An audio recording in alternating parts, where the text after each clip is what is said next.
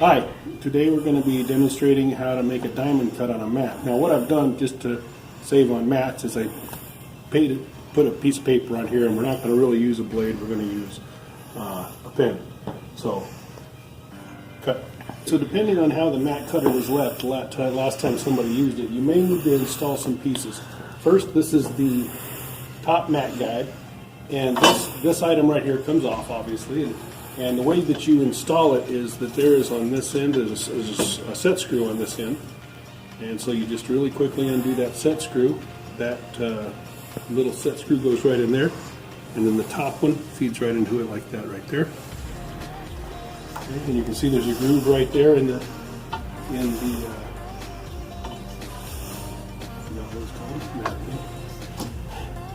so what you want to do is you want to get it even. So you're going to come up to your 5-inch rule right there, because I'm going to make a cut with my 5-inch rule, and screw that down really good.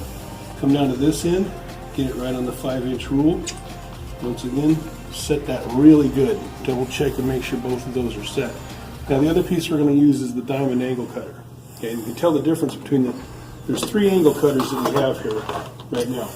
There's the diamond angle cutter, the 6-side, and this is called the 8-side angle cutter. There are some instruction manuals that you can read over that will talk about these different cutters. But you can see here's the diamond, here's the 6 cut, here's the 8 or the 6-sided and the 8-sided, and right now we're going to go through the diamond cut. Okay.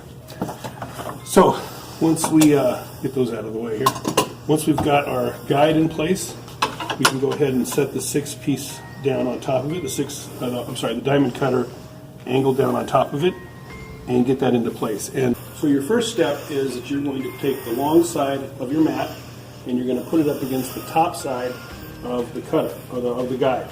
Now one of the things you need to watch is you need to make sure you put some pressure on this, and there's a hole right here where you can see that the corner is just perfectly in place. So your corner is in place up against that top side, and once again I'm using a pin, not the blade, so I'm not too worried about overcuts. But if I was, I would mark this out ahead of time. But we basically are going to make a cut like that right there. Okay. Then we're going to flip it over. The long side again goes onto the top side. Once again, put some pressure on here. Make sure your angle is just right. And we would make a cut once again just like that right there. Once again, we'd have that marked out so we don't do our overcuts. Now we're going to flip it over, and we're going to use the bottom guide, and we're going to make sure that that angle is right there in place again. Okay, and we would make our cut right here.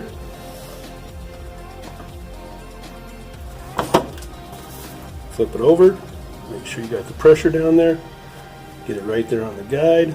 Oh, off a little bit, got to watch that corner right there in the hole. Get that down, and this would be my last cut. Now if this was a real mat, obviously we would do this a whole different way with the cutter and everything, but you can see that now the cutout piece is in a diamond shape.